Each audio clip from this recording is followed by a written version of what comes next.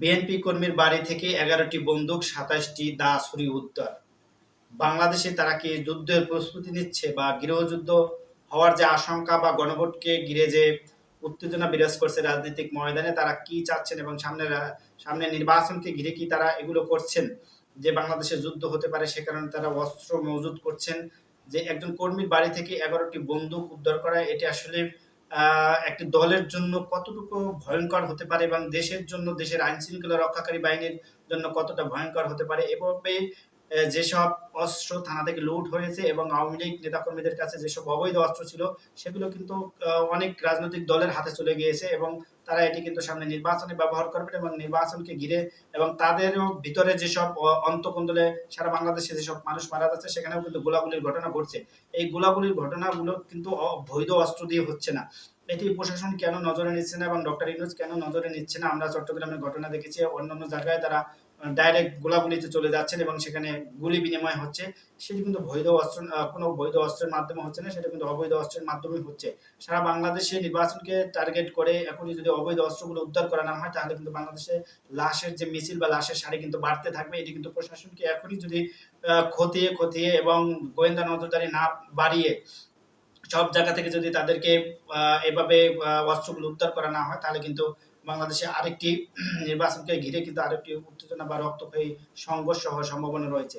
এবং বাংলাদেশে এখন রাজনীতিতে বিএনপির যে নমিনেশন নিয়ে এখনো সবুজ লাল সিগন্যাল বিভিন্ন বিষয় নিয়ে আসছেন এবং তারা কে নমিনেশন পাবেন কে পাবেন না এবং অনেক প্রার্থী রয়েছেন তারা যোগ্য, সেখানে যদি তাদেরকে নমিনেশন না দেওয়া হয় তাহলে কি হবে এবং এখনই তারা দুই দলে কিন্তু বিভিন্ন জায়গায় কিন্তু সংঘর্ষে জড়াচ্ছে।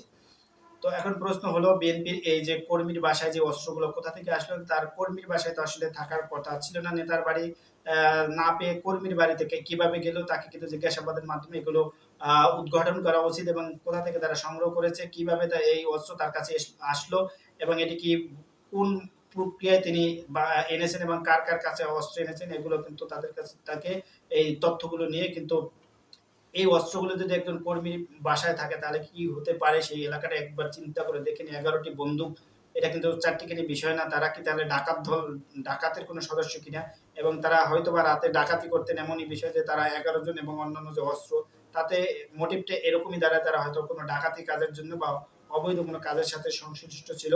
এটিও প্রশাসনকে খতিয়ে দেখা উচিত। এটি চট্টগ্রামের রাউজানের ঘটনা, নোয়াপাড়া ইউনিয়নে এক বিএনপি কর্মীর বাড়িতে অভিযান চালিয়ে বন্দুক সহ বিপুল পরিমাণ ধারালো অস্ত্র উদ্ধার করেছে র‍্যাব। উদ্ধার করা অস্ত্রের মধ্যে রয়েছে ১১টি বন্দুক, ২৭টি দেশি ধারালো অস্ত্র, ৮টি ক্রিকেট স্টাম্প, ১৫টি কার্তুজ। বিএনপির ওই কর্মীর নাম মোহাম্মদ কামাল ৫০, তিনি সাবেক ইউপি চেয়ারম্যান খালেক আহমেদ ছেলে, বিএনপির কেন্দ্রীয় ভাইস চেয়ারম্যান পদে স্থগিত গিয়াসউদ্দিন কাদের চৌধুরীর অনুসারী এবং ঘটনার বিএনপির ওই কর্মী সহ ৩ জনকে গ্রেপ্তার করেছে র‍্যাব। এবং আরেকটি খবর আমরা যেটি দেখেছি, গাজীপুরের নওয়াপাড়া এলাকা থেকে দেশীয় অস্ত্র, গাঁজাসহ ভাসান থানা বিএনপির সভাপতি তানভীর সিরাজ ভাই ও ভাতিজাকে আটক করেছে যৌথ বাহিনী। তো এই যদি বাংলাদেশের অবস্থা হয়, সেদিন দেখছি ইয়াবা সহ তাদের যুবদলের কর্মী ধরা পড়েছেন, গাঁজা সহ ছাত্রদল নেতা ধরা পড়ছেন, অস্ত্র সহ ছাত্রদল নেতা ধরা পড়ছেন। এটা আসলে কিরকম রাজনীতি বাংলাদেশে, আমরা সেটাই বুঝতে পারছি না। এবং বিএনপি যেভাবে তাদের রাজনীতি করতে চায়, তারা কি আসলে বাংলাদেশের সেই পুরনো রাজনীতির যে ধারা, পুরনো রাজনীতির যে বন্দোবস্ত, সেটি যদি বাস্তবায়ন করতে চায় তাহলে তারা আবার ছিটকে পড়বে, এটাই স্বাভাবিক। এবং ছিটকে পড়া থেকে তারা আবার একযোগ হয়ে তাদের যে অর্থাৎ জুলাই অভ্যুত্থানের পর বাংলাদেশের মানুষ যে শান্তিপ্রিয় রাজনীতি, অর্থাৎ শান্তিপ্রিয় রাজনীতি চাচ্ছিলেন এবং জুলাই সনদের ভিত্তিতে বা জুলাইয়ের অগস্টের পরে বাংলাদেশে যে দুর্বৃত্তায়নের রাজনীতি ছিল, সেখান থেকে মানুষ বেরিয়ে আসতে চেয়েছিল এবং লেজুর ভিত্তিক ছাত্র রাজনীতি, বিভিন্ন বিষয় নিয়ে ইস্যু কিন্তু এখানে এসেছেন যে যদিও দলীয় লেজুর ভিত্তিক ছাত্র রাজনীতি করে, সেখানে যেন মানুষ কেউই সেখানে ভিকটিম না হয় এবং কাউকে যেন অত্যাচার না করা হয়, কাউকে যেন হল থেকে বের করে না দেওয়া হয়, এইসব বিষয় কিন্তু এসেছেন। এবং সারা বাংলাদেশে এখন যেসব জায়গাতে যেটা মনে হচ্ছে যে আওয়ামী লীগের যেসব লোক ছিল যারা এই গাঁজা, ইয়াবা এবং অন্যান্য অবৈধ অস্ত্র বা অবৈধ মালামাল বহন করত, সেই জায়গাগুলোতে হয়তো বিএনপির কিছু নেতাকর্মী, অর্থাৎ বিপদগামী নেতাকর্মী সেটা দখল করেছেন এবং তারা সেখান থেকে পয়সা ইনকাম করার যে রাস্তা, সেটি কিন্তু বেছে নিয়েছে। এখন বাংলাদেশে যেহেতু এই মাদকের বিষয়টি নিয়ে তারা জিরো টলারেন্স দেখানোর কথা রয়েছেন এবং বলা রয়েছে এটি যেন করা হয় এবং সারা বাংলাদেশে চিরুনি অভিযানের মাধ্যমে এই অবৈধ অস্ত্রগুলো উদ্ধার করা হয় এবং বাংলাদেশের নাগরিকদের যে নাগরিক নিরাপত্তা পাওয়া, অর্থাৎ একজন মানুষের যে নাগরিক নিরাপত্তা বা মানুষ রাতের বেলা যেভাবে বাইরে বের হওয়া এবং বিভিন্ন জায়গায় আমরা দেখতে পাচ্ছি ডাকাতির কিছু ঘটনা ঘটছে। এগুলো কিভাবে আসলে অম আ সরকার ওভারকাম করবে এবং আইনশৃঙ্খলার যে ভঙ্গুর অবস্থা সেখান থেকে কিভাবে আরো ডেভেলপ করবে এবং বাংলাদেশে যেভাবে ডাকাতির ঘটনা, চুরির ঘটনা ঘটছে সেটা আসলে এখন দিনে দুপুরেও ঢাকাতেও দেখছি ডা ডাকাতির ঘটনা ঘটছে।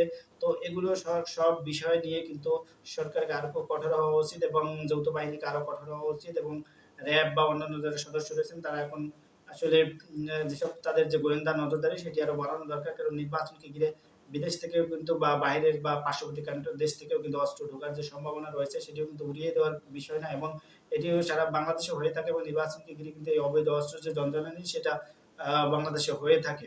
তো এগুলো থেকে বিএনপি যে কাজগুলো এখন করা দরকার তাদের যে কর্মী বা নেতা কর্মীরা রয়েছেন তাদেরকে আসলে প্রশিক্ষণ দেওয়া উচিত।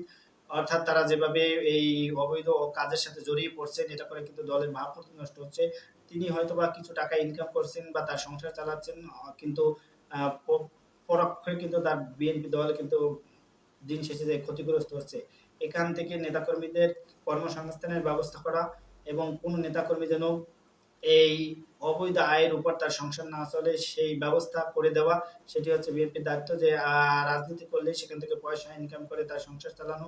এই যে একটি অবস্থা বাংলাদেশের এবং বাংলাদেশে যেটি দেখা যায় যে প্রায় ১০০ জন থেকে ৮০ জন মানুষেরই কিন্তু যারা রাজনীতি করেন তাদের কোনো কর্ম নেই এবং তারা অন্যের থেকে অর্থাৎ অন্যের উপর ডিপেন্ড করে চলছেন। বিভিন্ন জন বিভিন্ন জায়গা থেকে পয়সা নিচ্ছেন এবং ব্যবসায়ীদের থেকে নিচ্ছেন। এভাবেই তারা চলছেন। তো এটা না করে তাদের যে কর্মসংস্থান বা তাদের যে কর্মী সমর্থক রয়েছেন অনেকেই কিন্তু বেকার রয়েছেন।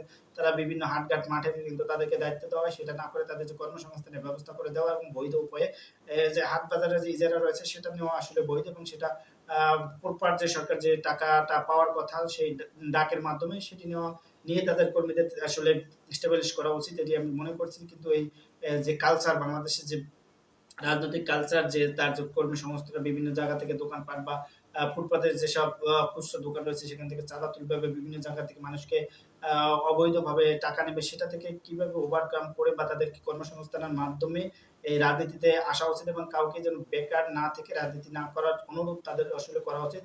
কারণ তাদেরকে প্রয়োজন হয় এবং তাদের যে আ এলাকায় গেলে শোডাউন দেওয়া, তাদের সাথে থাকা এটি কিন্তু করা বাংলাদেশে হয়ে থাকে। তো এইসব বিষয় নিয়ে কিন্তু দলগুলোকে কাজ করা উচিত। তারা যে পুরানো মানদাতার আমলের যে রাজনীতি সেটা থেকে যেন বেরিয়ে এসে আধুনিক যে রাজনীতি এবং সভ্য রাজনীতি বাংলাদেশ বা অন্য কান্ট্রিকে ফলো করে রাজনীতিটি করা উচিত। যে এই হানাহানি, মারামারি, কাটাকাটি এখান থেকে বিরত থেকে যে ধরনের রাজনীতি আধুনিক অর্থাৎ মানুষকে মোটিভ করবে বা তাদের দলের উপর মানুষের ভরসা পাবে বা দলের উপর মানুষ আকৃষ্ট হবে সেই কর্মসূচি নিয়ে তাদের আগানো উচিত। এই ধরনের